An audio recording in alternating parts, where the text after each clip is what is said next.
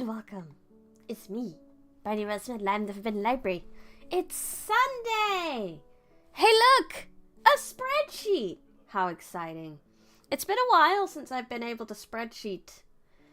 Because it's just, I was on holiday, and then we had the collab, and then it's been a long time.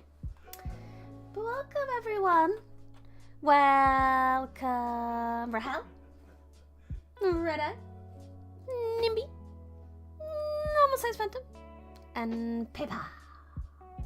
Welcome into my body. I have 10 books to add to this. Microsoft Excel is the best video game, it's true. You're having yakisoba noodles for lunch and engaging in the time-honored British tradition of eating frozen peas before they are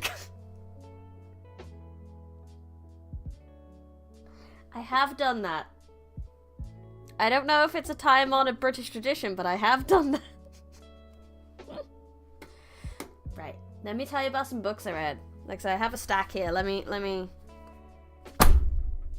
I had to make gravity work in space for that noise. But here it is again. Right, first one. Should we get the light novels out of the way? Yeah. Excel 95 had better gameplay. Book 285 is If the Villainess and Villain met and fell in love. There's a subtitle to this called She was all but disowned for her spirit contract, but she's still competing with her rival. I'm not writing that.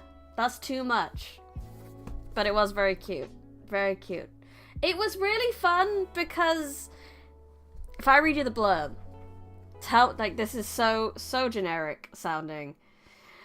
Bridget Middle belongs to a noble family, which means high expectations were turned upon a spirit contract. However, her bonded spirit turned out to be a weak one. Blah, blah, blah, blah, blah, blah. Basically, she's from the... Hi, Nako-chan. She's from, like, the Fire Clan, and he's from the Water Clan. And you think it's going to be a generic, like, elemental-based system, but it's not. They're basically making contracts with the Fey realm in this book. It's great. Light novel that I read while I was on holiday. It is by someone called Haranadon.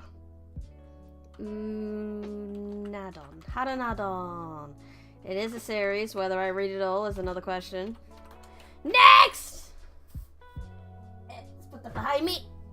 Okay, manga. We got 286. Carnival. Carnival? No I. Yeah. Correct. Manga. This one is volume 5. Remember there was an anime where the villainess fell in love with villain? It could be that one. If it has an anime, maybe. But it's also a very generic villainess thing to do. There was, the Taming the Last Boss one. That one was fun. I enjoyed that one. By That's the Guy series. 2025. Now I have a friend who has all the Carnival volumes, so I'm slowly borrowing them from her. We will see the end of this series. Thank you, friend. Right. This book was one I never planned to get the second one because the Fujoshi is off the charts and it's almost embarrassing for me to read. But then I found the second volume 50% off, and how am I supposed to resist that? So 287 is The Princess of Convenient Plot Devices. Volume 2. Cold 2. Why do I keep putting Cold 2? Volume 2. Volume 2. That is also a light novel. About a girl who gets reincarnated into her favorite BL. Problem is she is a girl, so none of the men are interested in her.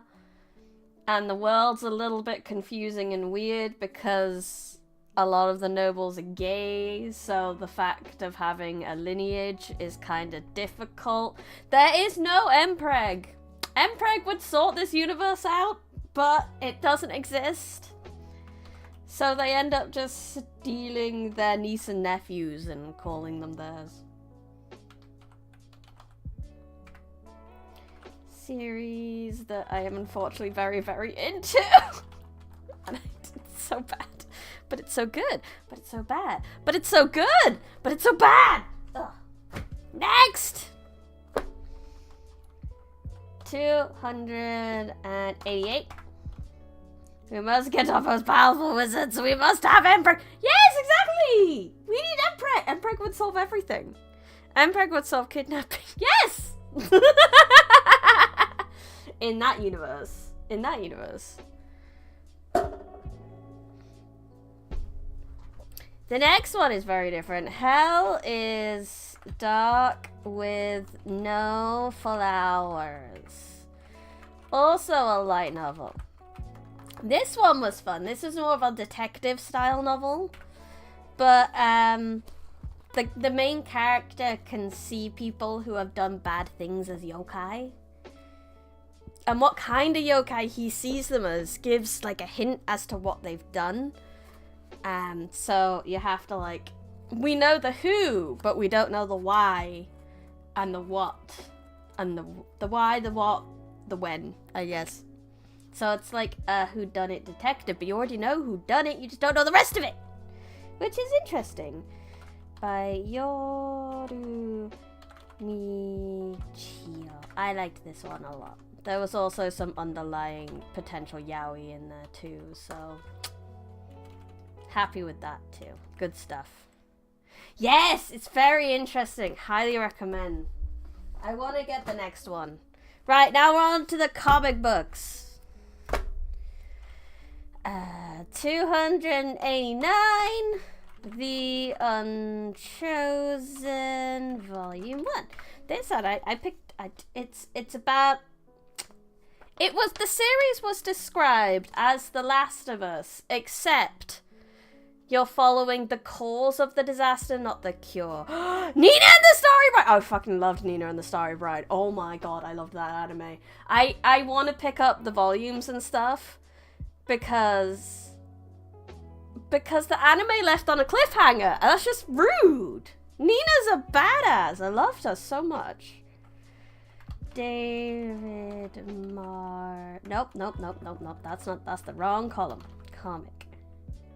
I hope they do a season 2. Oh, it was so good. It was on Humble Bundle for a while, and I'm so mad that I didn't pick it up. Ugh. Should always keep an eye on Humble Bundle. They do really good manga ones sometimes. I can't freaking spell David! Even though it's right in front of me. Marquez.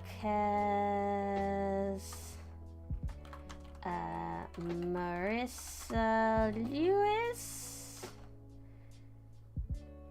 And DC Hopkins. Series 2025. Apparently, I have bad news, mostly for myself. But apparently this Sonic's... This one? Yeah, must be. Apparently this was series complete. And I'm very sad about that. I would like more. But no. Why would they give me more? Manga's still releasing though. There is hope. I hope so. I mean, this season of anime seems to be a lot of shoujo. A lot. So if all that does well, then they'll be like, hey, the girls still... The guys and the gals, they still want the shoujo. They still want the hot men fighting over the pretty girl. Time to find a new hyperfixation, I guess. Yeah, no. They might do more. They said they might do another crossover with Sonic at some point. Because they left it off with Lex and Eggman making like a Lexo suit Death Egg thing, and it was great. I was like, I can't wait to see them fight that. And then it never happened. And I was like, oh, that's just rude. How dare you? Speaking of wonderful things I've read. Trinity! This one is probably better if you know more about DC, I'm not gonna lie, because she's going through different times in DC and trying to get some corgis, because the corgis have fallen through the timeline and they're causing nonsense, and there's so much nonsense. And this one is pre the wedding of Batman and Catwoman, which apparently didn't happen, and then bad things happened afterwards. But it's so cute! It's the best. This is one of the best comics I've ever read. The series 2025. Next! Put that to the side. Cute and fun manga, also Toho Sanctetsui Eastern and Little Nature Deity. I have not seen this. It sounds very cute. 291. Ghost Pepper issue 3. I like it. How do I explain this? It gives me similar vibes, like world-wise, to like Trigun. Trigun it reminds me of. And I liked Trigun, so I like this. Series 2025. Ba-ba-da-ba. Get that one out of the way. Next. Oh, more of the seasons. Yeah. 292. The seasons. Which issue is this? Issue 8. I can't help but think this one's coming to a close now. Like, maybe not. Maybe. I don't know. They just kind of had the rise of a new villain in this recent issue, so I don't know how long it's gonna go to get that one down. I don't know. We'll find out. Where's the other seasons? Here it is. There it is.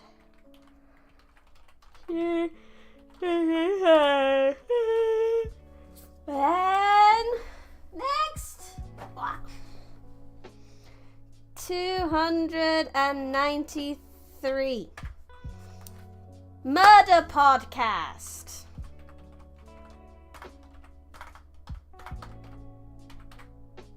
God, she can type today, can't she? Woo! Comic. Hello, Aiden. Just say hi real quick before I go. Unfortunately, I probably won't be able to stick around because I'm working on some videos that my fans have been begging me to finish for a while. Good luck with your videos, Aiden. I hope you manage to get them finished. Have a good time. Thank you for popping in. This comic is about... I liked the concept of this comic, but the first issue doesn't really do all that well, I'm not gonna lie. Which is a little bit sad, because it's about a true crime podcast that drives people to murder. So it's a true crime podcast that generates true crime. So it's profit? Question mark? Who wrote this? Jeremy Huan. See Aiden. Mike Tisserand. So regular true crime podcast. Yeah, I guess so, but with more murder. 2025. There we go. That's all the comic books. One more.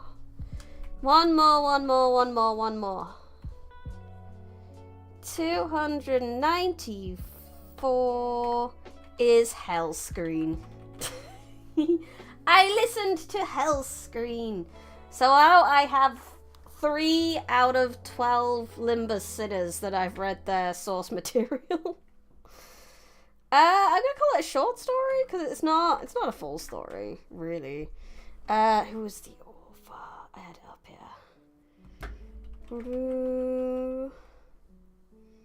Nosuke Aku Tagawa. Yeah. See, nope. Standalone. 2025. Ba-ba-da-ba! That's 10. We've added 10 to the list.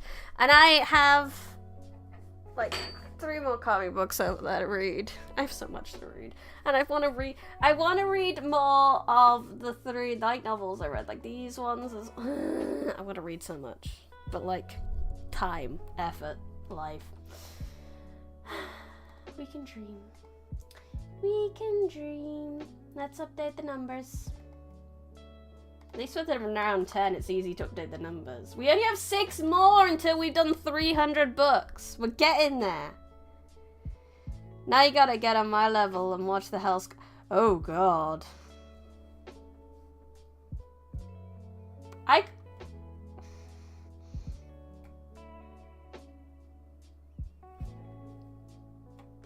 The crap that happens in that short story. I don't think I'd want to see it live action. That sounds very, very bad. Very, very, very, very bad. Right. Now on to our entertainment for the evening. I'm trying to like float in a good position here so I don't cover things. There we go. I yawn. There should be a yawn counter. I should do a yawn counter on my stream. It's great though. It's got Tatsuya Nakadai in it and everything. I totally know who that is. Hello, Spooky Boy. Welcome. I'm sure you're happy that it is Spooky Month. It is your month, Spooky Boy. Speaking of, I know I normally do things for October. You just finished some commentary, pretty tired? No worries, you chill out and I'll just read you a story. Yawn one, first of many. What was I saying? Oh yeah, I know I normally do something for Halloween, but I've been very obsessed with this space room in the library that I haven't found anything spooky yet. So when we found something spooky, I will do a Halloween thing, but currently I haven't managed to do a spooky yet. So maybe next week. Maybe. I will try. We'll be doing a spooky before Halloween, that much is for sure. We'll do a spooky. Add a floating skeleton. Oh my god! Yeah, just a little like guy who just like floats across. And then space is pretty spooky, but I have to find something spooky about it. This is the cute side of space. Or derelict space station. I do like your derelict space station paper. That has been in my brain since you suggested it first. But it is spooky. I will think of things for Stween that is spooky. In fact, I might write down to look for these things in the library. I'm sure I could find a dead body in the library. Easy enough. Spooky space things. Derelict station. Derelict station.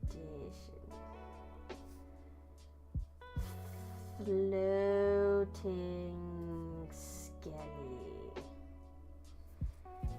Broken down spaceship with a skeleton. That's kind of a combination of the two.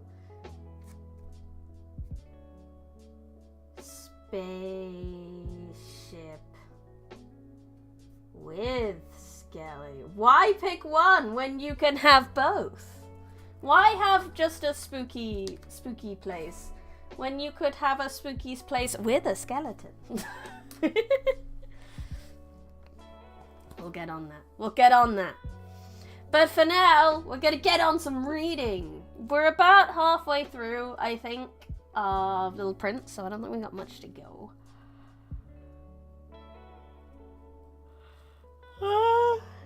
You're number 2. Let's get reading. The 6th planet was 10 times larger than the last one. It was inhabited by an old gentleman who wrote voluminous books. Voluminous. In space, no one can hear Briny scream when she realizes that the T's run out. In space, you can hear me anyway, because I'm streaming.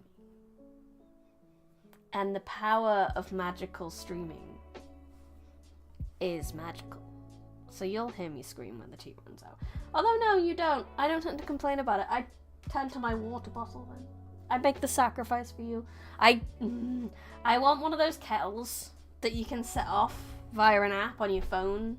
So I could, like, as soon as I finish my tea, I could set off the kettle going again. And then when it's boiled, I could go get a cup of tea. And I wouldn't have to worry about being on a BRB that long, because I wouldn't have to wait for the kettle to boil. It'd be great. Anyway. Oh, look, here's an explorer, he exclaimed to himself when he saw the little prince coming. The little prince sat down on the table and panted a little. He had already travelled so much and so far. Where do you come from? The old gentleman said to him. What is that big book? Said the little prince. What are you doing? I am a geographer, said the old gentleman. What is a geographer? Asked the little prince. A geographer is a scholar who knows the location of all the seas, rivers, towns, mountains, and deserts. That is very interesting, said the little prince. Here, at last, a man who has a real profession. And he cast a look around him at the planet of the geographer. It was the most magnificent and stately planet he had ever seen. Your planet is very beautiful, he said. Has it any oceans? I couldn't tell you, the geographer said. Ah, the little prince was disappointed. Has it any mountains? I couldn't tell you, said the geographer. And towns? And rivers? And deserts? I couldn't tell you that either. But you're a geographer. Exactly, the geographer said. But I am not an explorer. I haven't a single explorer on my planet. It is not the geographer who goes out to count the towns, the rivers, the mountains, the seas, the oceans, and the deserts.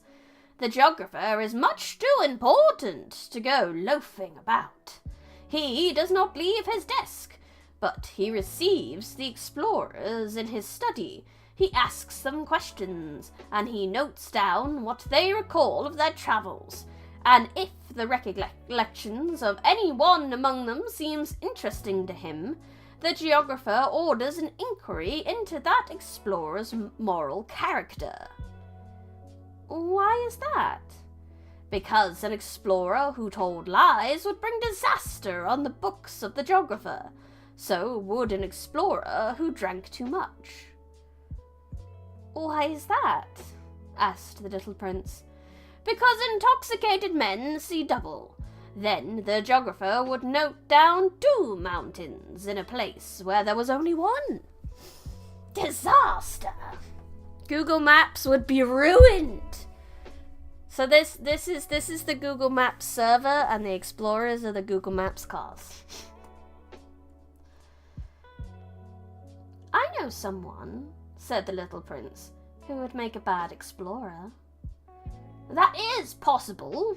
Then, when the moral character of the explorer is shown to be good, an inquiry is ordered into his discovery. One goes to see it? No, that would be too complicated. But one requires the explorer to furnish proofs. For example, if the discovery in question is that of a large mountain, one requires that large stones be brought back from it. The geographer suddenly stirred to excitement. But you come from far away. You are an explorer. You shall describe your planet to me. And, having opened his big register, the geographer sharpened his pencil. The recitals of explorers are put down first in pencil. One waits until the explorer has furnished proofs before putting them down in ink.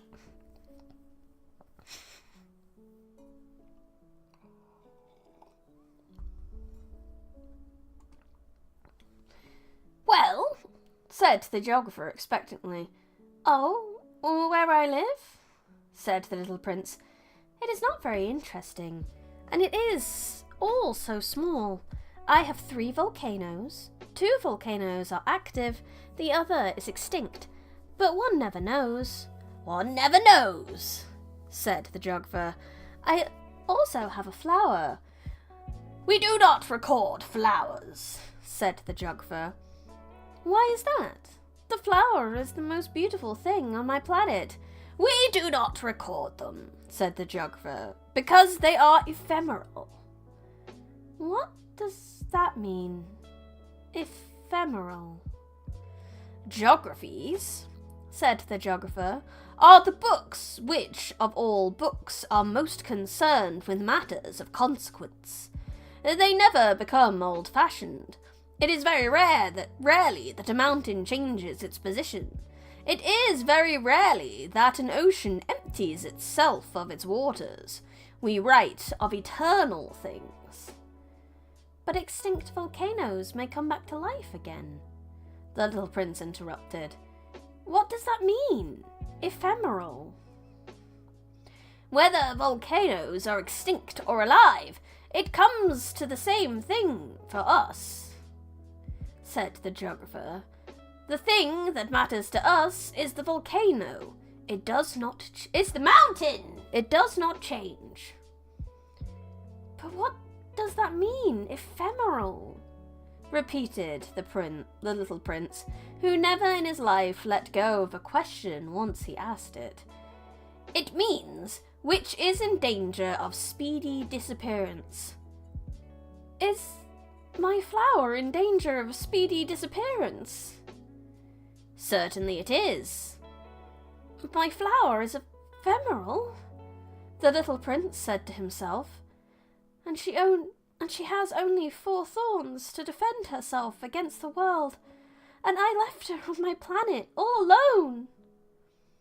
That was his first moment of regret, but he took courage once more.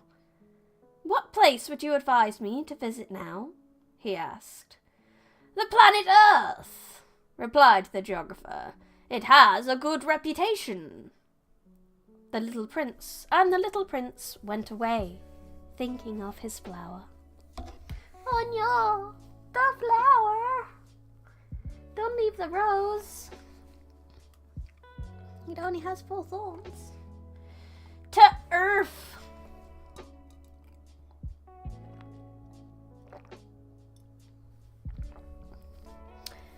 So then, the 7th planet was Earth. The Earth is not just an ordinary planet. No one can count there.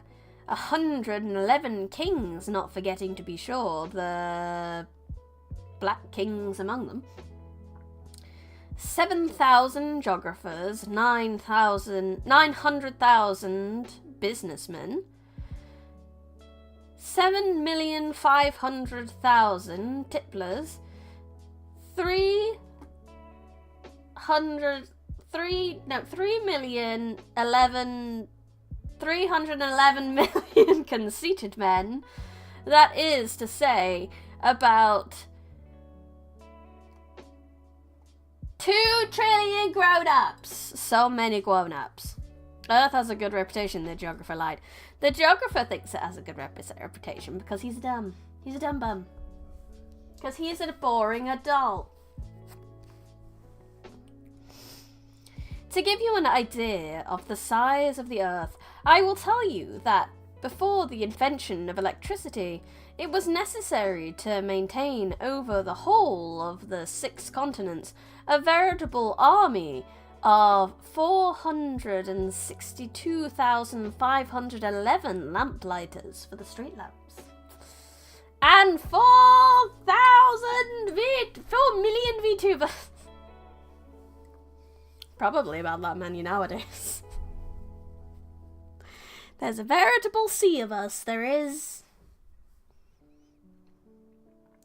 Seen from a slight distance, it would make a splendid spectacle. The movements of this army would be regulated like those of the ballet in the opera. First would come the turn of the lamplighters of New Zealand and Australia. Having set their lamps alight, these would go off to sleep.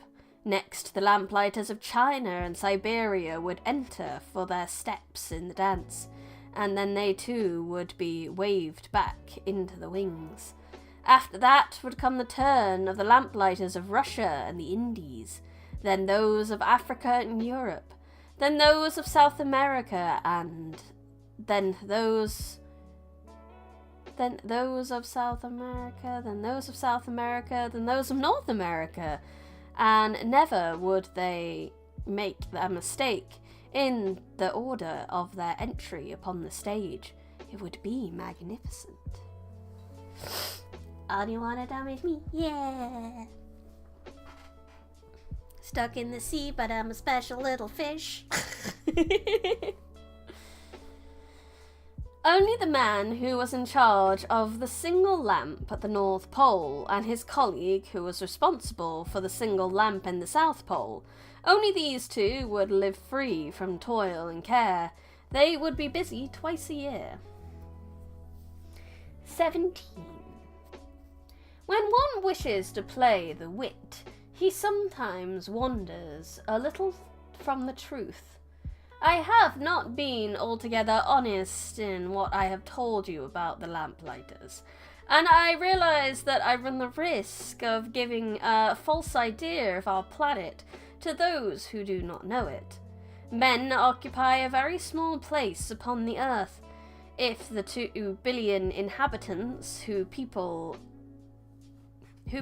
its surface were all to stand upright and somewhat crowded together as they do for some big public assembly, they could easily be put into one public square 20 miles long and 20 miles wide.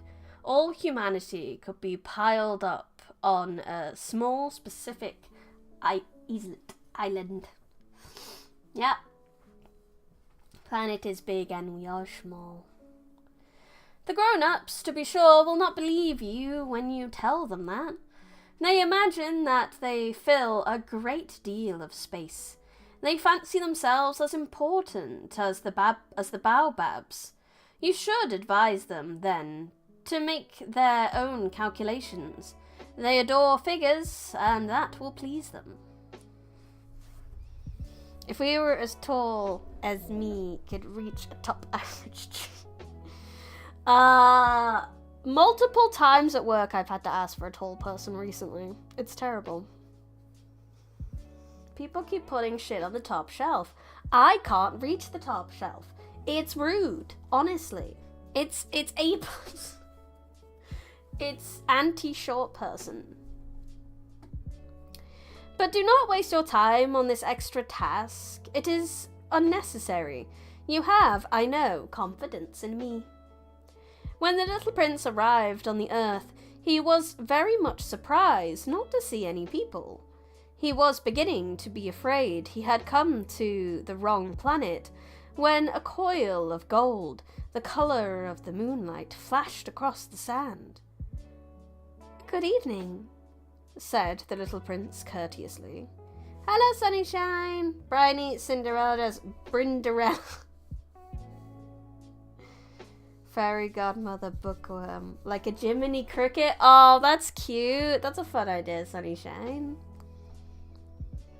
"Good evening," said the snake. "What planet is this on which I have come down?" asked the little prince. "This is Earth. This is Africa," the snake answered. "Ah, then there are no people on Earth?"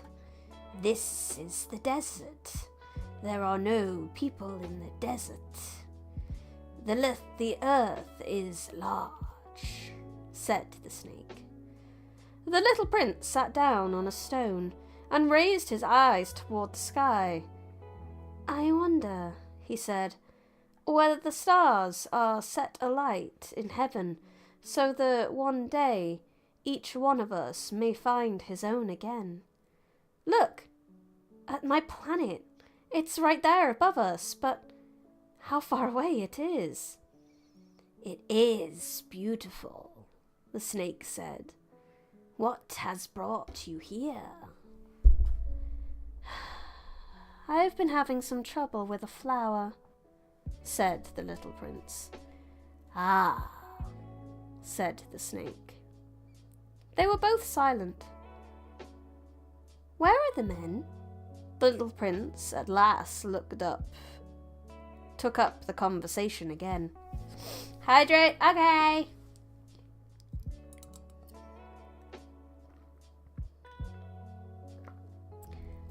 Person who entered chat, could you pretty please? Oh, just buy a posture check though.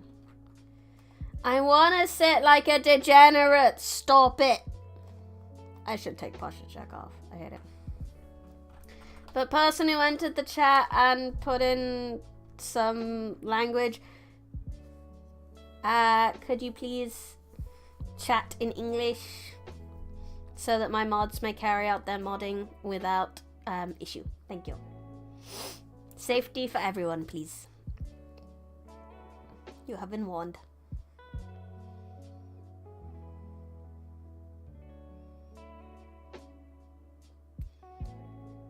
No, I don't speak in Americans. I speak in English. England!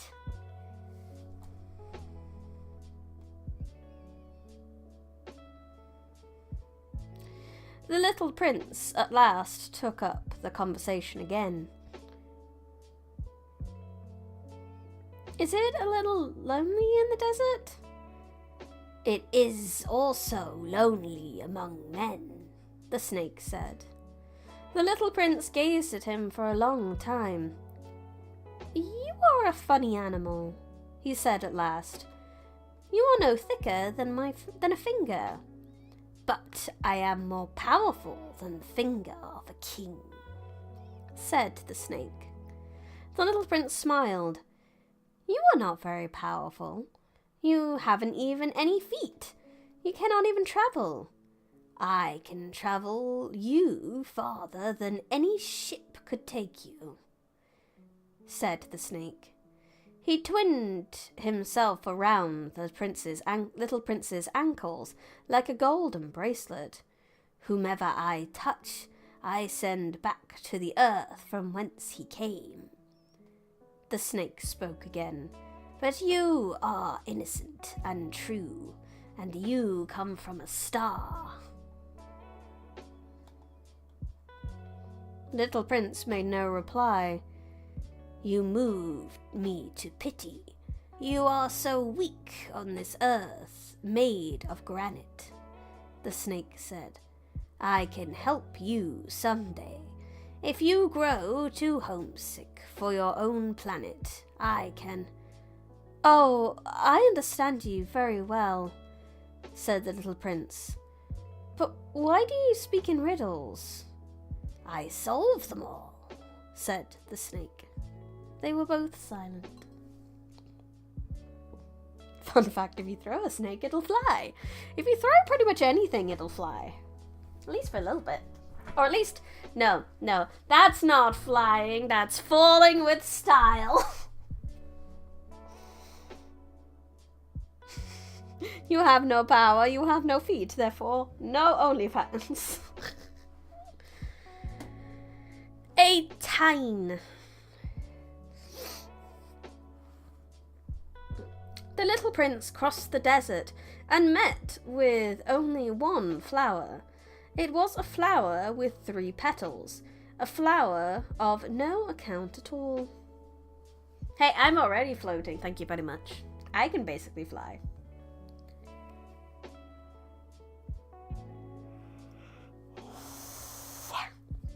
Good morning, said the little prince. Good morning, said the flower.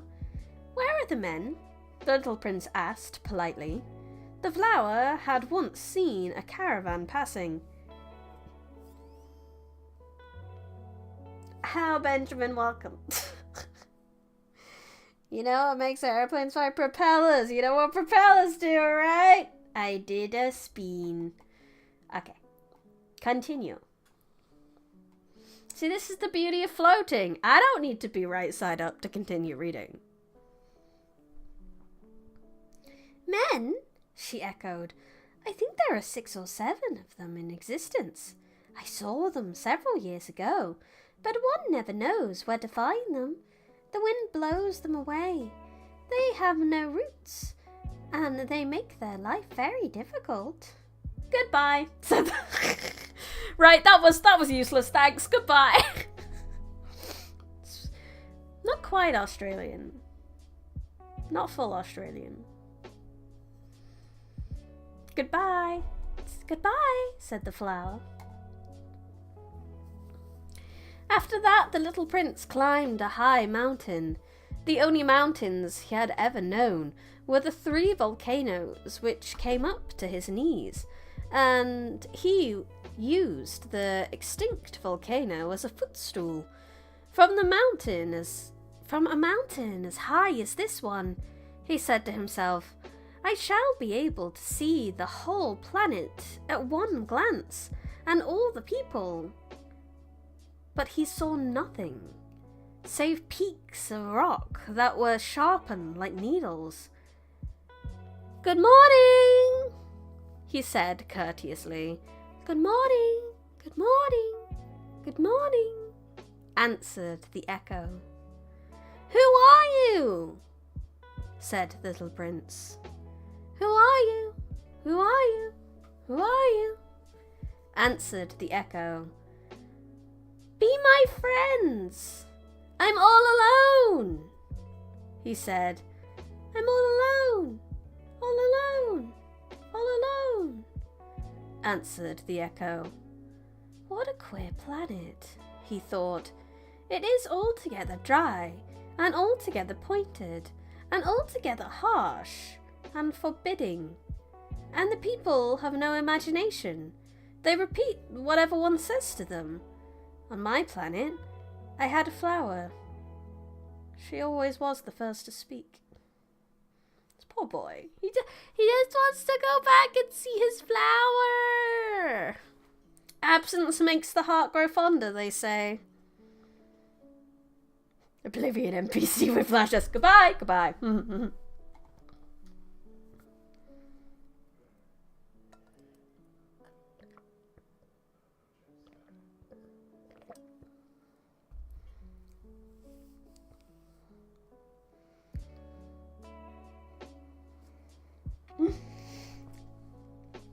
That's what this planet does.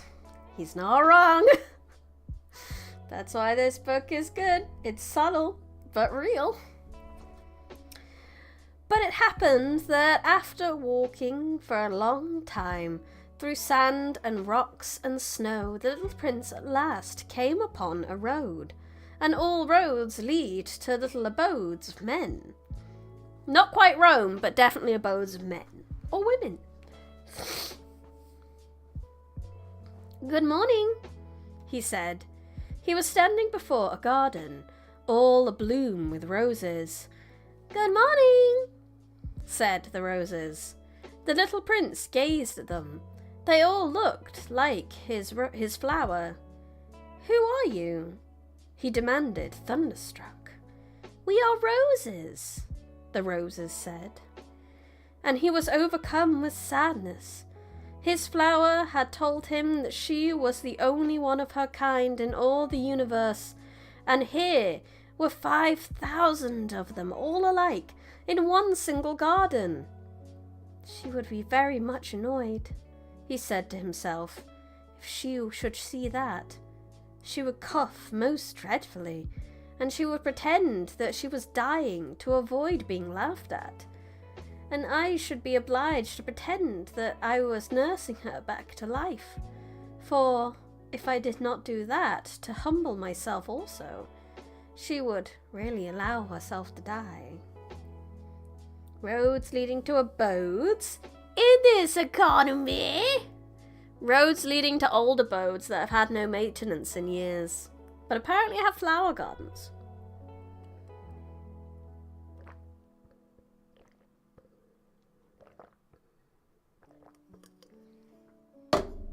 The tea is gone.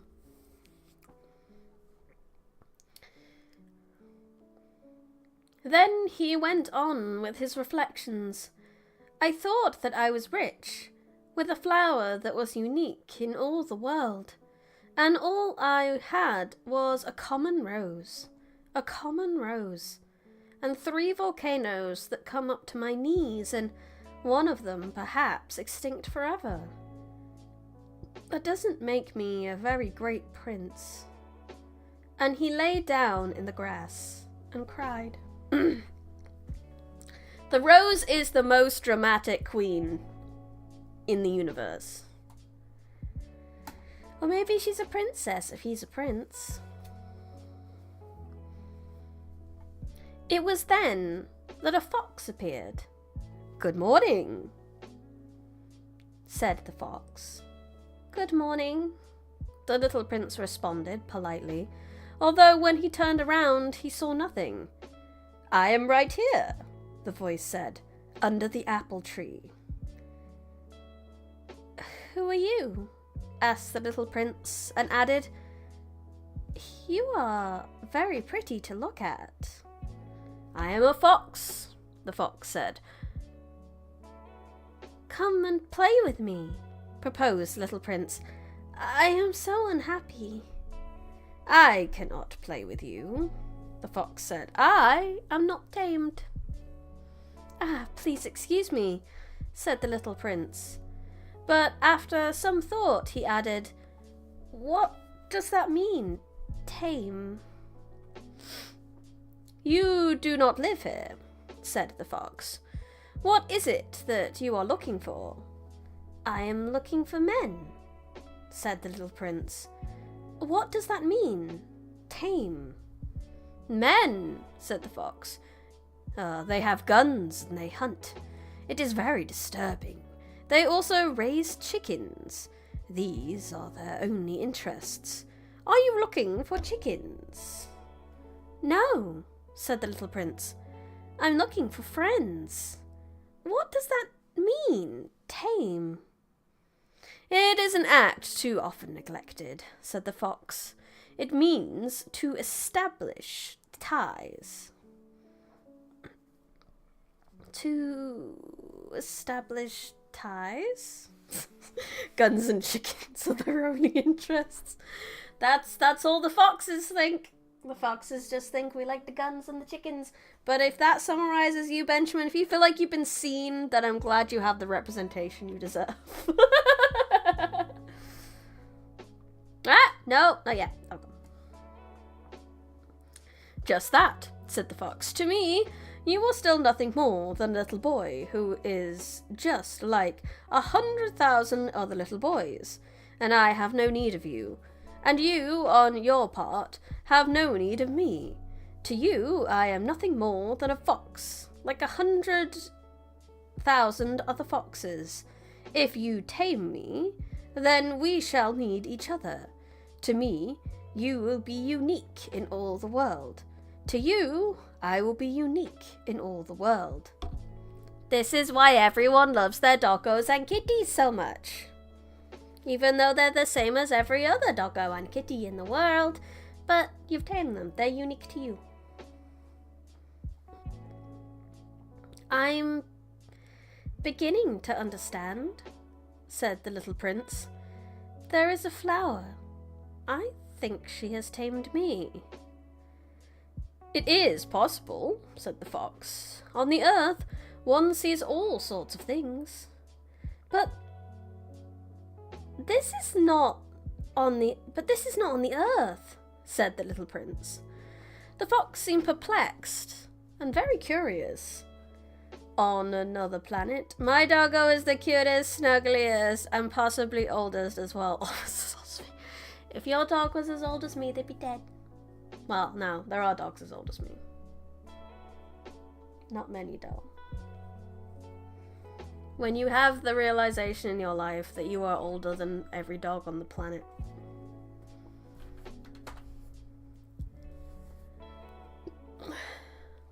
Are there humans on that planet? No. Ah, that's interesting. Are there chickens? No. Oh, nothing is perfect, sighed the fox, but he came back to his idea. My life is very monotonous, the fox said. I hunt chickens, men hunt me. All the chickens are just alike, and all the men are just alike. And in consequence, I am a little bored. But if you tame me, it will be as if the sun came to shine on my life.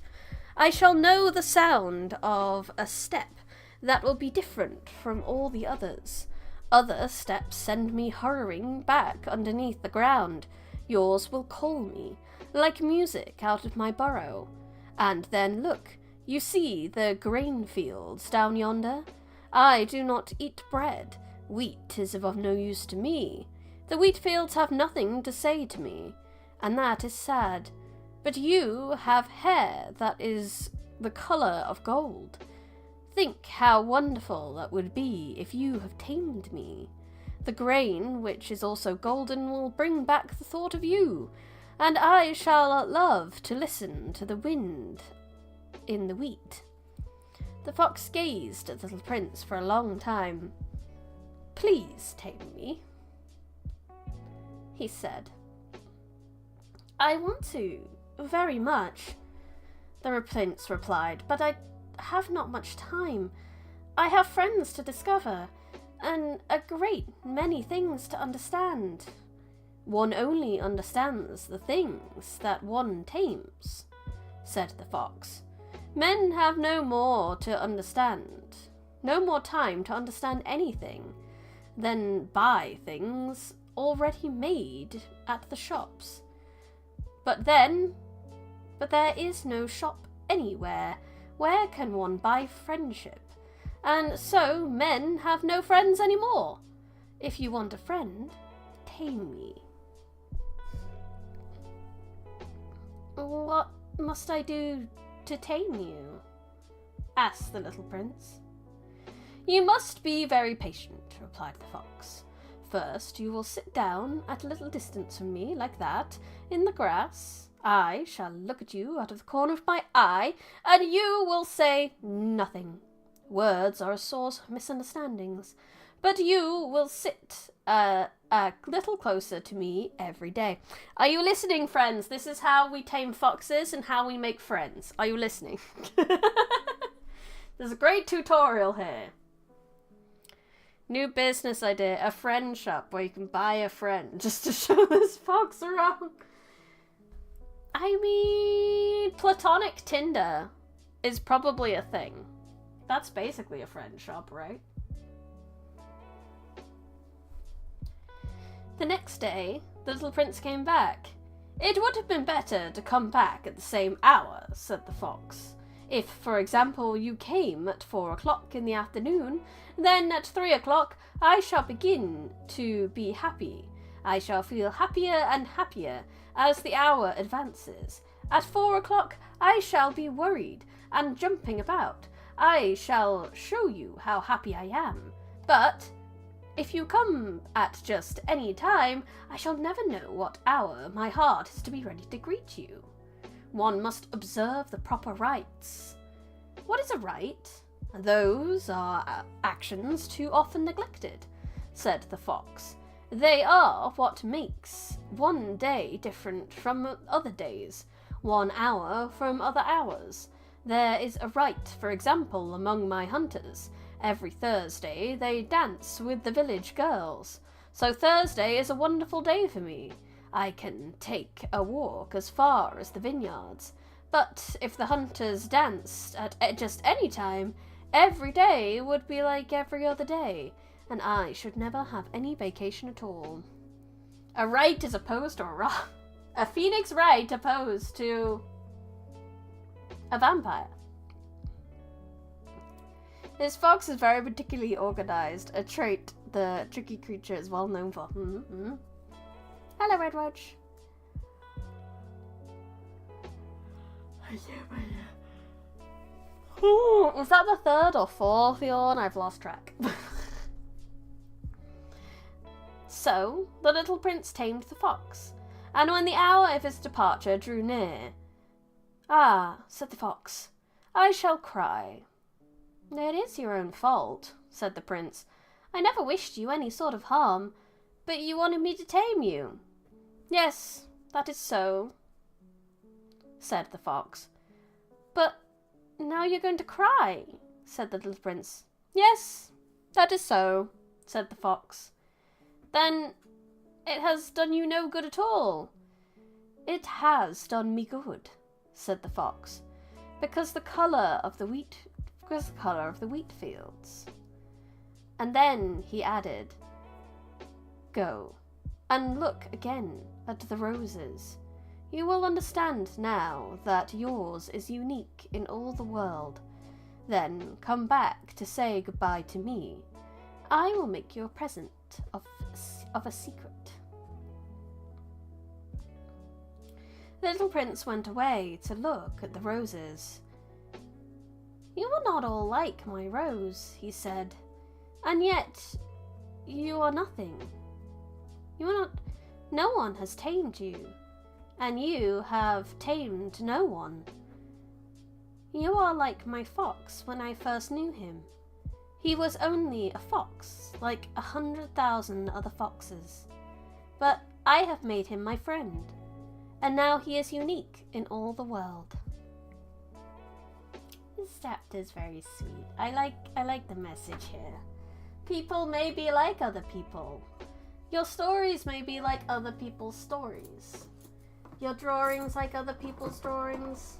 Your characters like other people's characters.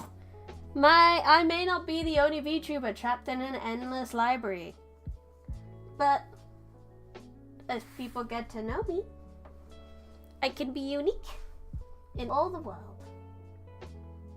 Everyone can be, and I think that's very sweet.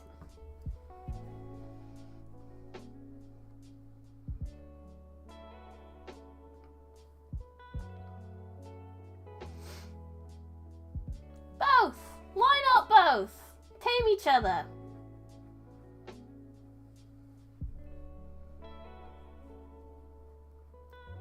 One second.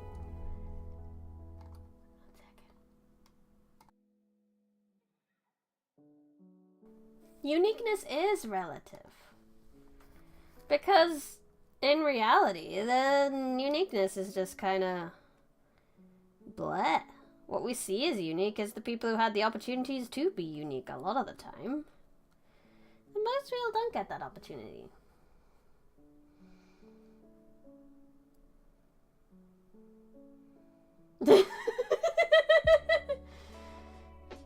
I don't think you get bold, weak feels. B. And so, again, I like this book. It has a lot of different thoughts and feelings and lessons that I think are very important to not forget and to hold with you in your day-to-day. It's relevant.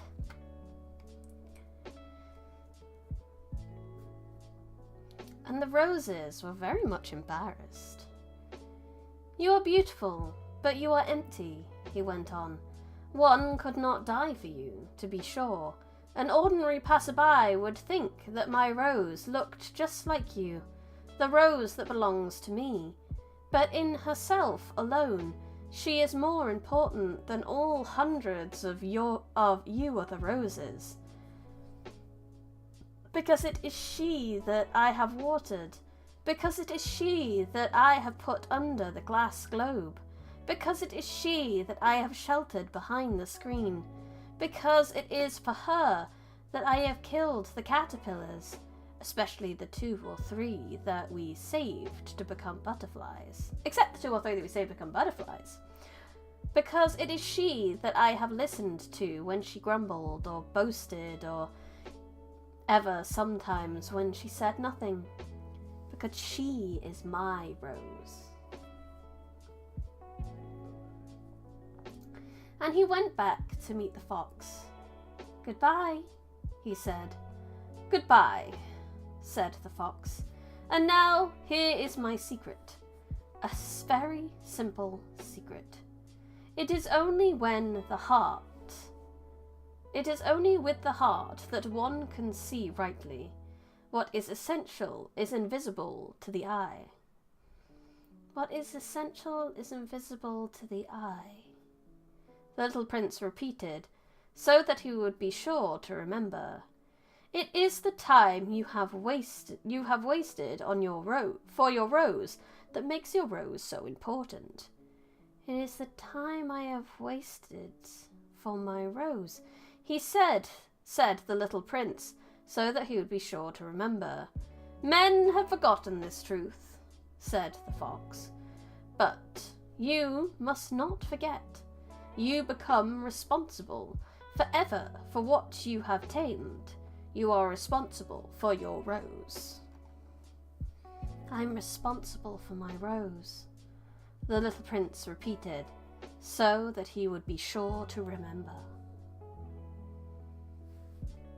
Good morning, said the little prince.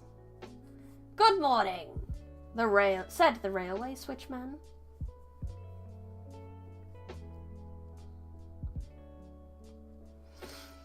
Oh, what do you do here? The little prince asked. You're Bryony Rose. Yeah, you are. You're responsible.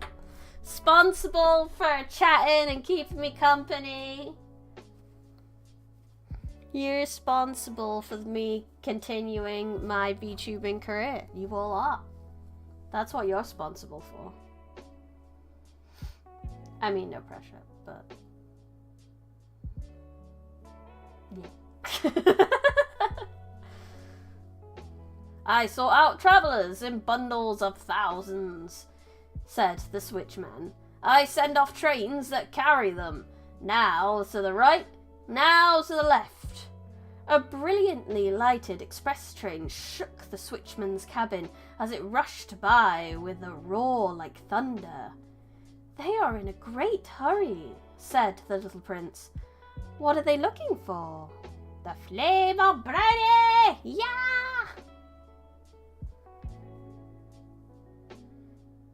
Not even a locomotive engineer knows that, said the switchman, and a second brilliantly lighted express thundered by in the opposite direction.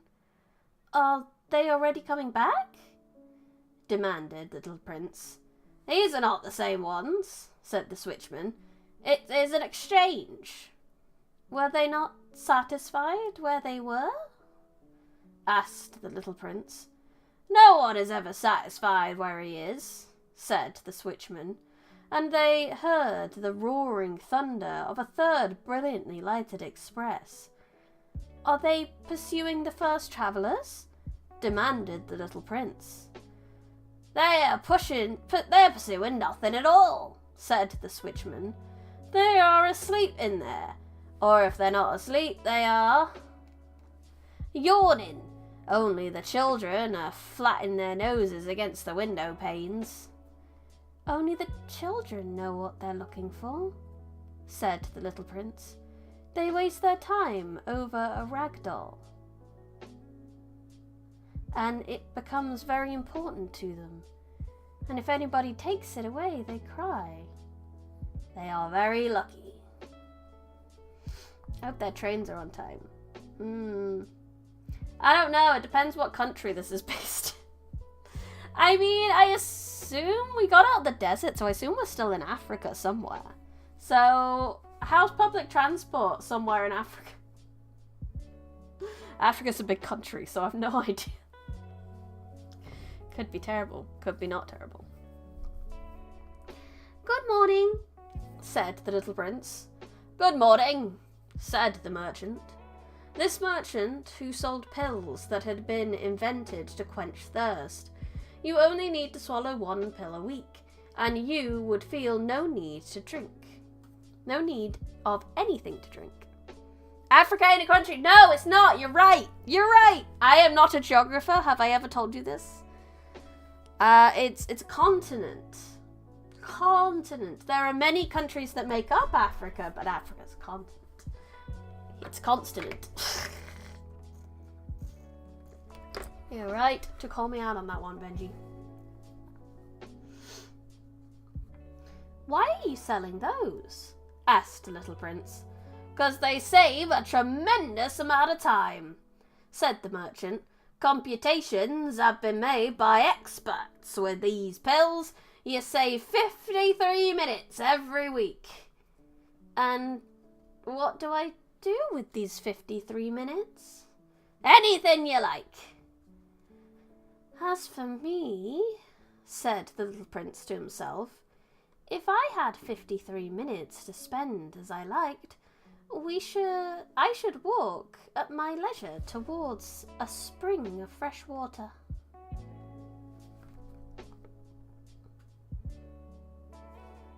Africa is where half of the first Madagascar takes place. Most of it. But it's where Madagascar itself takes place. 24. It was now the 8th day since I had my accident in the desert, and I had listened to the story of the merchant as I was drinking the last drop of my water supply.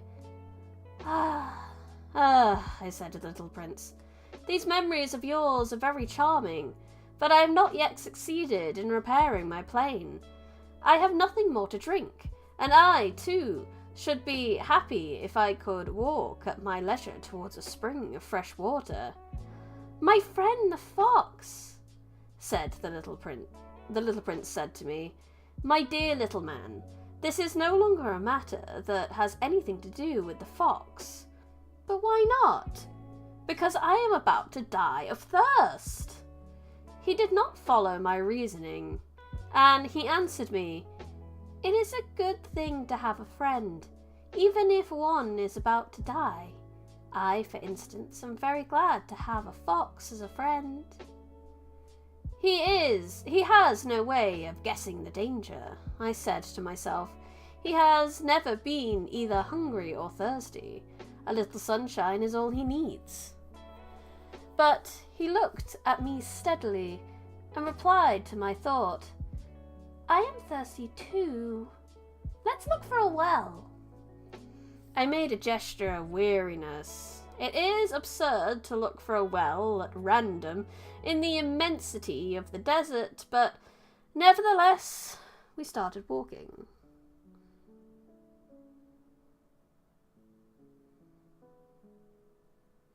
Yeah, that's true. The first Madagascar takes place in New York, for the most part. Unless it's not, I can't remember. I haven't watched those movies.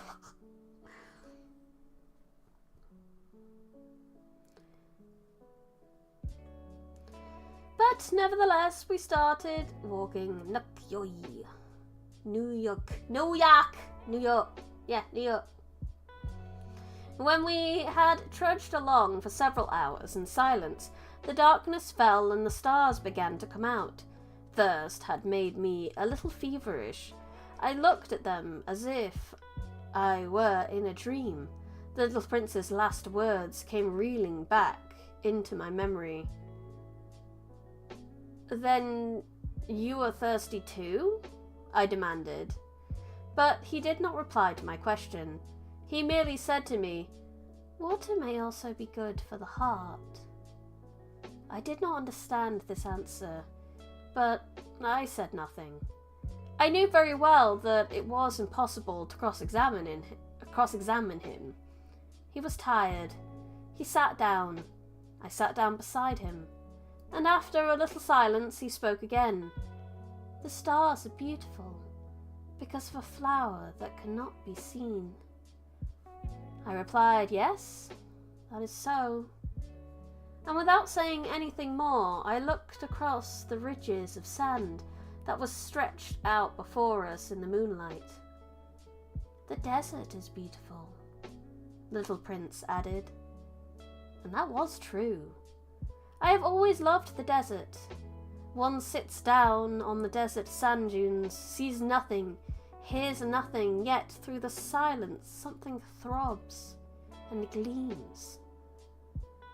What makes the desert so beautiful, said the little prince, is that somewhere it hides a well. I was astonished by sudden understanding of that mysterious radiation of the sands. When I was a little boy, I lived in an old house, and legend told us that a treasure was buried there. To be sure, no one had ever known how to find it. Perhaps no one had ever looked for it. But it cast an enchantment over that house. My home was hiding a secret in the depths of its heart. Yes, I said to the little prince, the house, the stars, the desert, what gives them their beauty is something that is invisible. I am glad, he said, that you agree with my fox.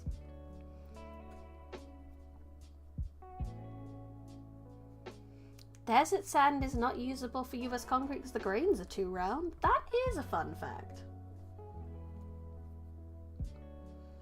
As the little prince dropped off to sleep, I took him in my arms and set out walking once more.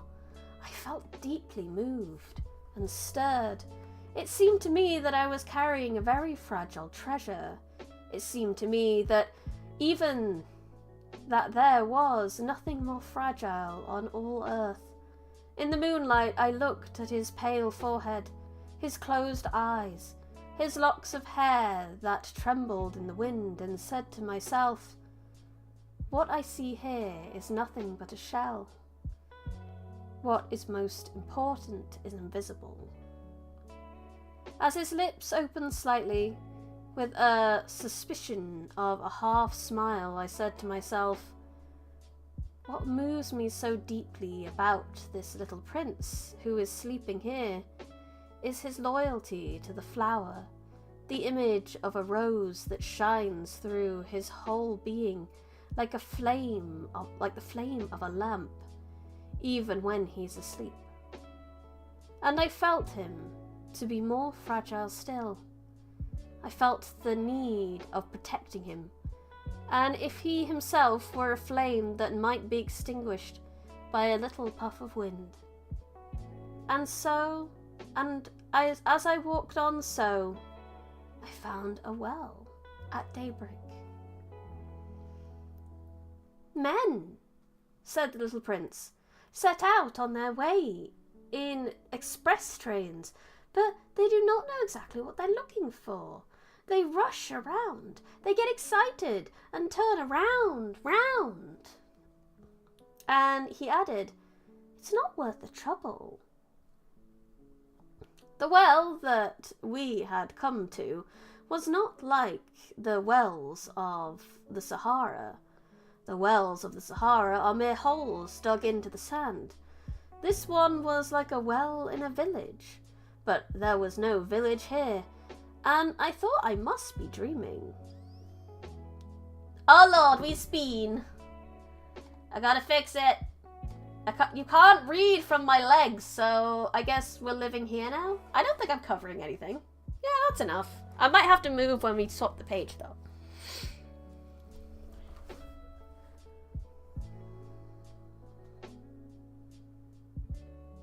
It is strange, I said to the little prince. Everything is ready for use. The pulley, the bucket, the rope. He laughed, touched the rope, and set the pulley. That!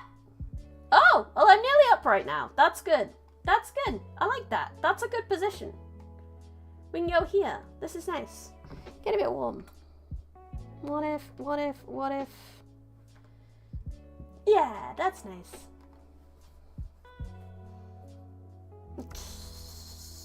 I would happily just have a nap on stream. You guys won't be able to tell though. I just have a nappy-wappy and then you guys can just chat amongst yourselves. That'd be fine, right? But then I'd have to get up and go to bed. So like, pre-bedtime nap is probably not a good idea. da-da-da-da-da-da-da-da, and set the pulley to working, and the pulley moaned like an old weather vane, which the wind had long since forgotten. Yeah, adapt, overcome. "Do you hear?" said the little prince. "We have wakened the well, and it is singing." I did not want him to tire himself with the rope. "Leave it to me," I said. "It's too heavy for you." I hoisted the bucket slowly to the edge of the well and set it there. Happy, tired as I was over my achievement, the song of the pulley was still in my ears, and I could see the sunlight shimmer in the trembling water. "I am thirsty for this water," said the little prince. "Give me some to drink. Give me some of it to drink." And I understood what he had been looking for. I raised the bucket to his lips. He drank, his eyes closed. It was sweet, as if some special festival treat. This water was indeed a different thing from ordinary nourishment. Its sweetness was born of the walk under the stars, the song of the pulley, the effort of my arms. It was good for the heart, like a present. When I was a little boy, the lights of the Christmas tree, the music of the midnight mass, the tenderness of smiling faces used to make up so the radiance of the gifts I received. "The men where you live," said the little prince, "raise 5,000 roses in the same garden, and they do not find in it what they are looking for?" "They do not find it," I replied.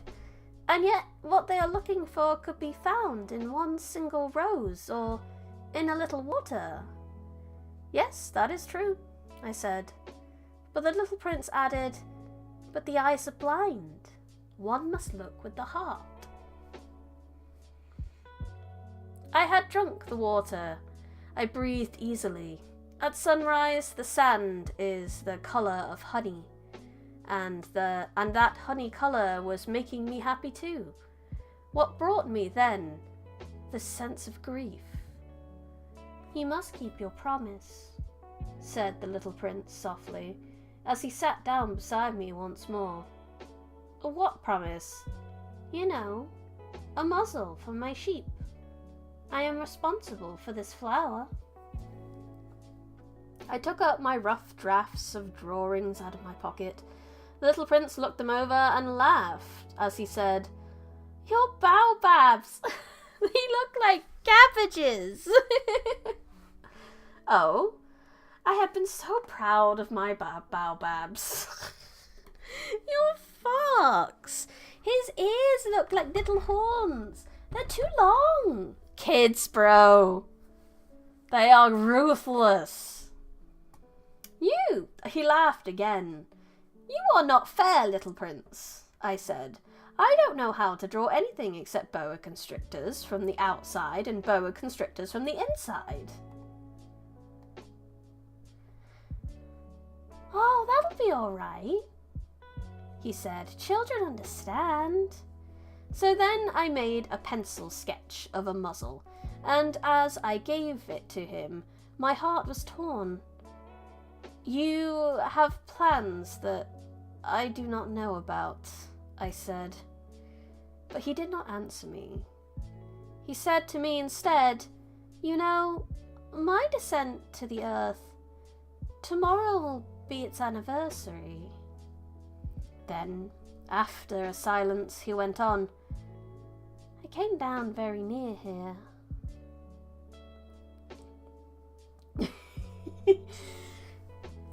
Foxes look like devils. And he flushed. And once again, without understanding why, I had a queer sense of sorrow.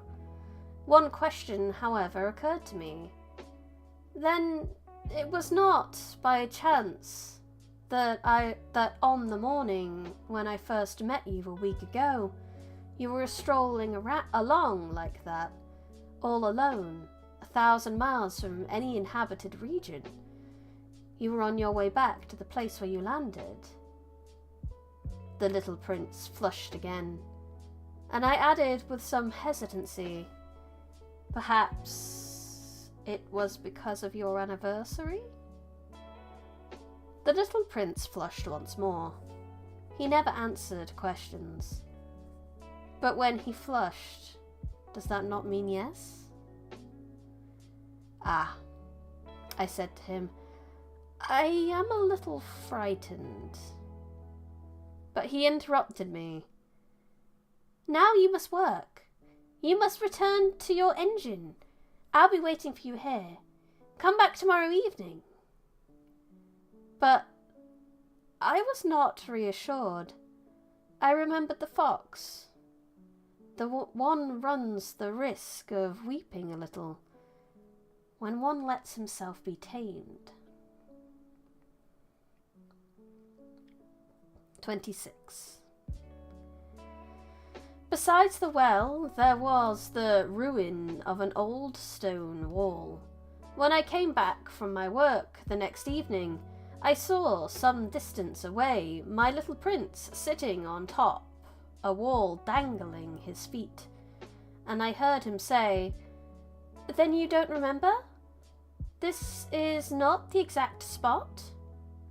Another voice must have answered him, for he replied, "Yes, yes, it is the right day, but not the right place."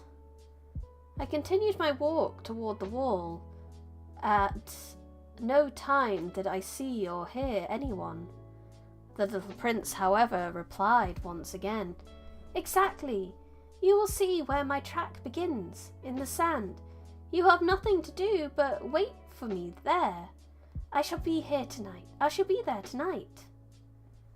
I was only 20 meters from the wall, and I still saw nothing. After a silence, the little prince spoke again. "You have good poison? Are you sure that it will not make me suffer too long?" I stopped in my tracks, my heart torn asunder, but still I did not understand. "Now go away," said the little prince. "I want to get down from the wall."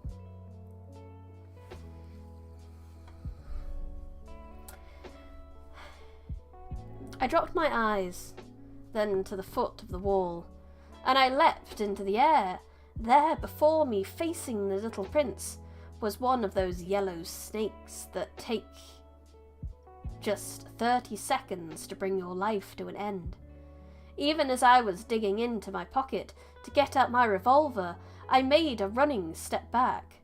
But at the noise I made, the snake let himself flow easily across the sand like a dying spray of a fountain, and, in no apparent hurry, disappeared with a light metallic sound among the stones. I reached the wall just in time to catch my little man in my arms. His face was white as snow. "What does this mean?" I demanded. "Why are you talking with snakes?" I had loosened the golden muffler that he always wore. I had moistened his temples and had given him some water to drink. And now I did not dare ask him any more questions.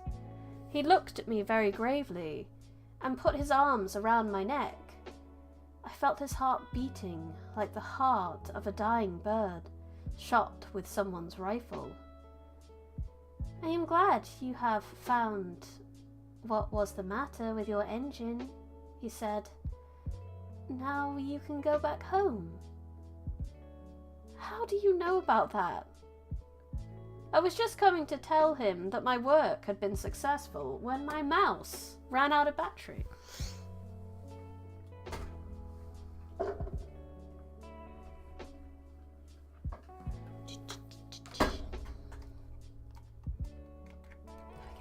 Why does this always happen on stream? Why does this always happen on stream?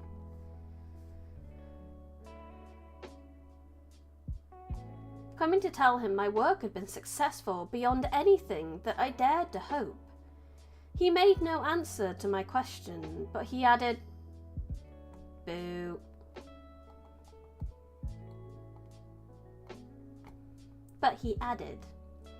I too am going back home today. Then sadly, it is much farther. It is much more difficult. I realized clearly that something extraordinary was happening. I was holding him close in my arms, as if he were a little child, and yet it seemed to me that he was rushing headlong towards an abyss from which I could do nothing to restrain him. His look was very serious, like someone lost far away. I have your sheep. I have the sheep's box. I have the muzzle. He gave me a sad smile. I waited a long time. I could see that he was reviving little by little. My little man, my dear little man, I said to him, you are afraid. He was afraid. There was no doubt about that. But he laughed lightly. I shall be much more afraid this evening. Once again, I felt myself frozen by the sense of something irreparable, and I knew I could not bear the thought of never hearing that laughter any more. For me, it was like a spring of fresh water in the desert. Little man, I said, I want to hear you laugh again. But he said to me, tonight it will be a year. My star, then, can be found right above the place where I came to the earth a year ago. Little man, I said, tell me that it is only a bad dream, this affair of the snake, and the meeting place and the star. But he did not answer my plea. He said to me instead, the thing that is important is the thing that is not seen. Yes, I know. It is just as it is with the flower. If you love a flower that lives on a star, it is sweet to look at the sky at night. All the stars are abloom with flowers. Yes, I know. It is just as it is with the water, because of the pulley and the rope. What you gave me to drink was like music. You remember how good it was? Yes, I know. And at night, you will look up at the stars where I live. Everything is so small that I cannot show you where my star is to be found. It is better like that. My star will just be one of the stars for you. And so, you will love to watch all the stars in the heavens. They will be your friends. And besides, I'm going to make you a present. He laughed again.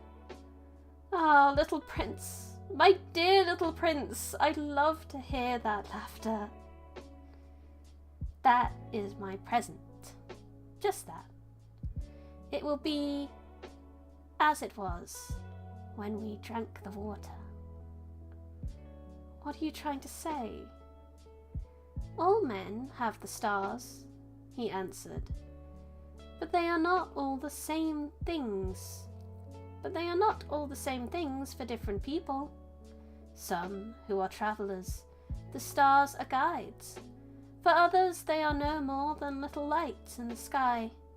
For others who are scholars, they are problems. For my businessman, they were wealth. But all these stars are silent. You alone, will have the stars as no one else has them. What are you trying to say? In one of the stars I shall be living. In one of them I shall be laughing. And so it will be as if all the stars were laughing. When you look at the sky at night, you, only you, will have the stars that can laugh. And he laughed again. And when your sorrow is comforted, time soothes all sorrows, you will be content that you have known me. You will always be my friend. You will want to laugh with me, and you will sometimes open your window so for that pleasure, and your friends will be properly astonished to see you laughing as you look up at the sky, when you will say to them, yes, the stars always make me laugh, and they will think you are crazy. It will be a very shabby trick that I shall have played on you.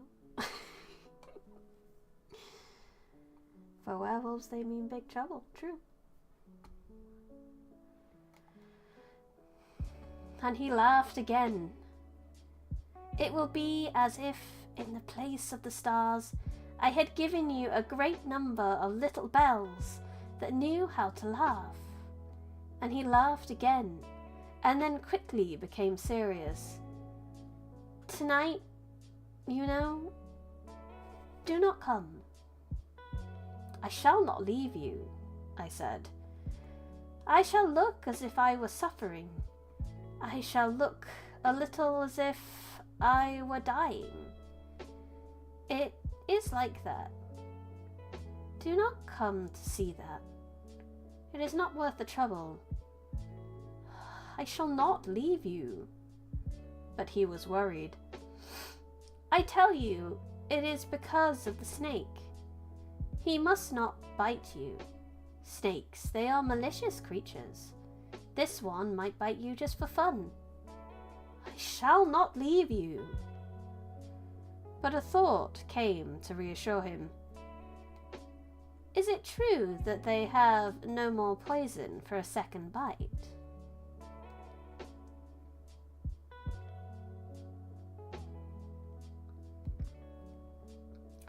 That night, I did not see him set out on his way. He got away from me without making a sound.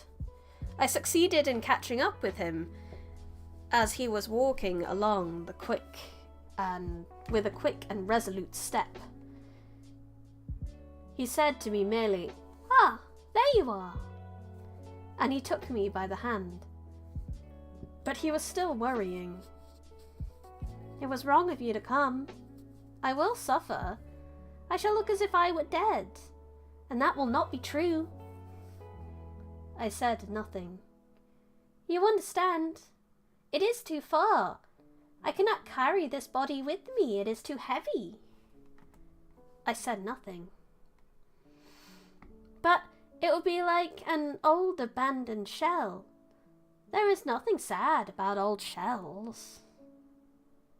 I said nothing. He was a little discouraged, but he made one more effort.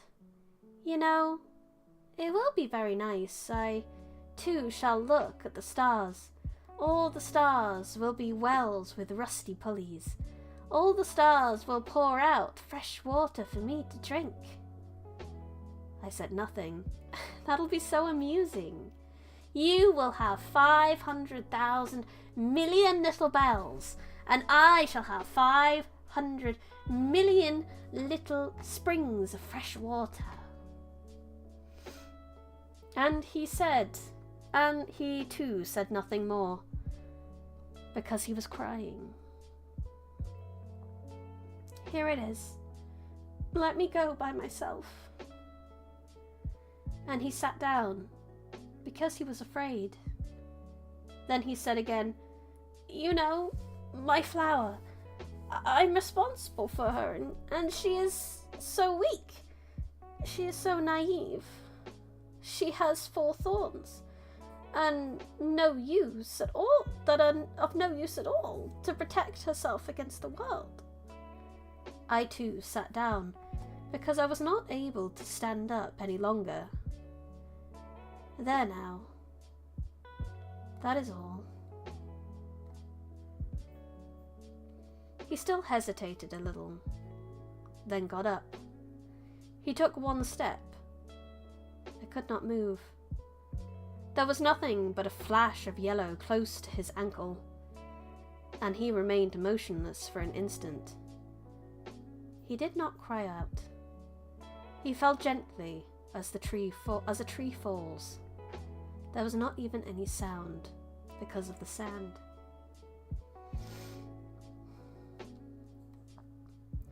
And now 6 years have already gone by. I have never yet told this story.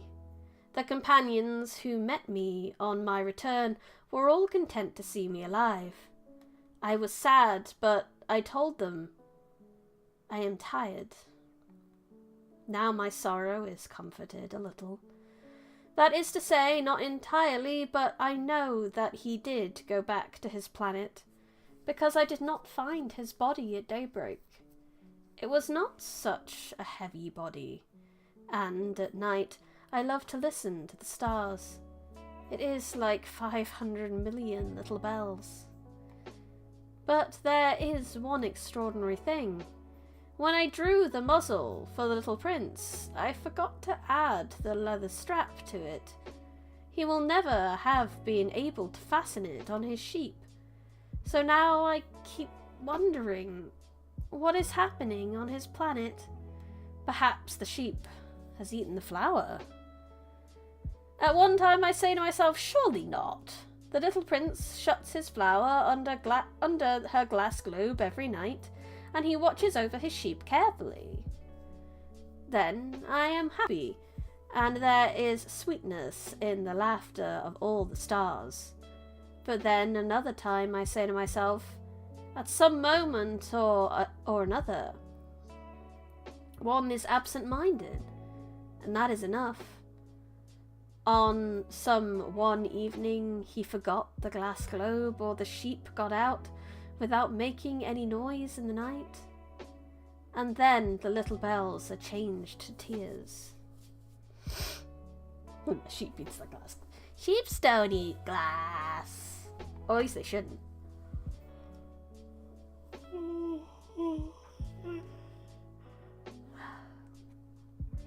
Here, then, is a great mystery. For you, who also love the little prince, and for me, nothing in the universe can be the same if somewhere, we do not know where, a sheep that we never saw has, yes or no, eaten a rose. Look up at the sky. Ask yourself, is it yes or no? Has the sheep eaten the flower? And you will see how everything changes. And no grown-up will ever understand. This is a matter of so much importance.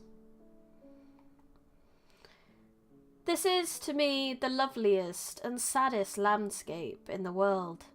It is the same as that on the preceding page, but I have drawn it again to impress it on your memory. It is here that the little prince appeared on earth and disappeared.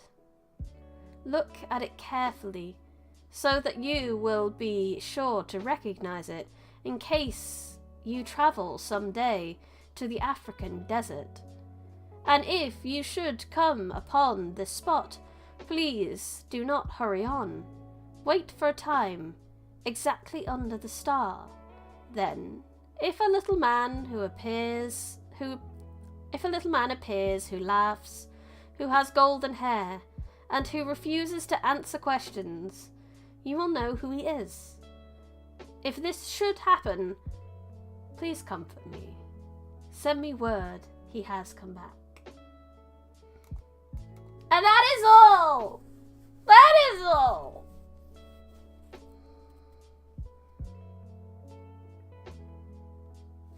Base your whole political career on whether the flower was eaten or not. We don't know if it was eaten. It's a matter of such great importance and we will never know. Oh, I love this story.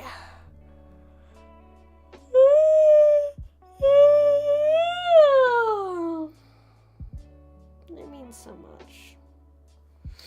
It says so much. It's got... it's so good.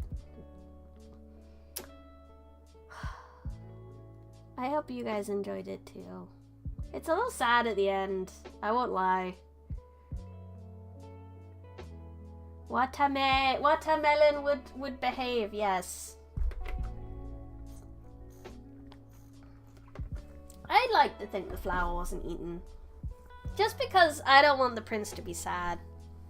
I would like the stars to continue to be bells, not tears. No problem. Thank you for listening. Thank you for indulging one of my favorite books. Even like the crappiness of the illustrations is something I find almost inspiring as well, that he decided to put all this together. Even though he didn't have much drawing experience.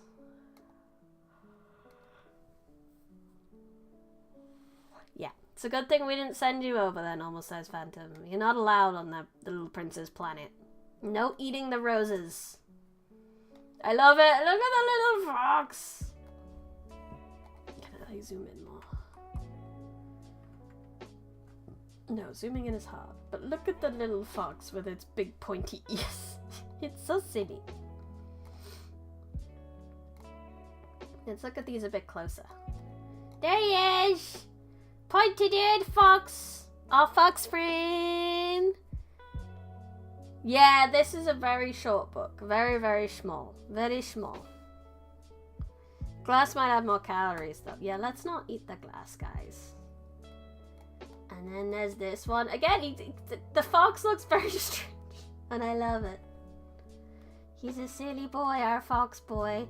Now, after reading that, I'd like you to appreciate the work I put into my video. Like, I put in the desk for this guy, and I had a map and a compass on it because it was the geographer's desk.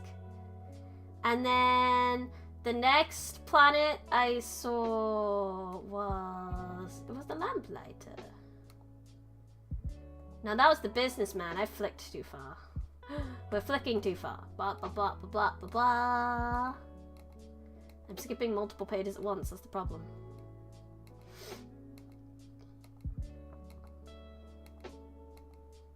Yeah, that's the geographer. So I had that, the magnifying glass and stuff on there. And then we had the lamplighter. So the next bit of my video was the lamp. And then the next was the businessman. So I had a page with like numbers on it on the desk that I flew by. And then I had a desk with like drinks on it. And then we had this guy. I kind of skipped this one because this guy didn't really have anything on his planet for me to use. So then we had the throne of the king, and then I made it to the little prince's planet, which is here. Yeah. Always appreciate the hard work, pretty positive it is. Yay. That is all. That was my favorite book. I can't add that one to my 10,000 book list though because I've already read it. And we can't have repeats. It's not how it works. So I've already read this book a long time ago, so it doesn't get to be put on my list. And now you've read it. Now you've enjoyed it too. Oh, I love it. It's my favorite. So next week, there's two things I'm thinking about next week book-wise.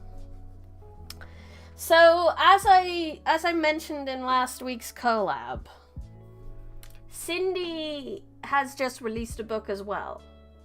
So I'm considering reading a preview of Cindy's book. Asking her first. I haven't asked her yet. But I'm sure she'll be fine with it if it's just a preview. And then eventually going back to the Arthurian Knights that we were going to read.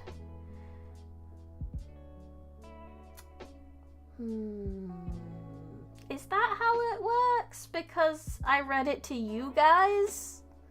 It counts? You know what? Why not? I deserve it.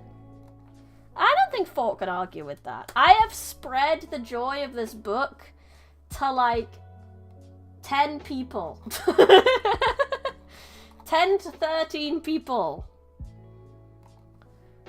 245. The Little Prince. On your Chase! You missed the book, Chase! Novel. It's not really a novel. It's a very small novel. It's a very thin book. It's a children's book, really. I'm not very good at spelling the author's name. Let me just... Can we get to the front? Can I copy and paste it? That'd be lovely. AI could never. You know, it occurs to me you could totally escape the library by generating a bunch. I could escape the library also by just reading a crap ton of SCP. That is also something that could be done. There's a lot of cheats I could do. That's a VODs for nerd. Fine, I guess. No, I want to make it a bit.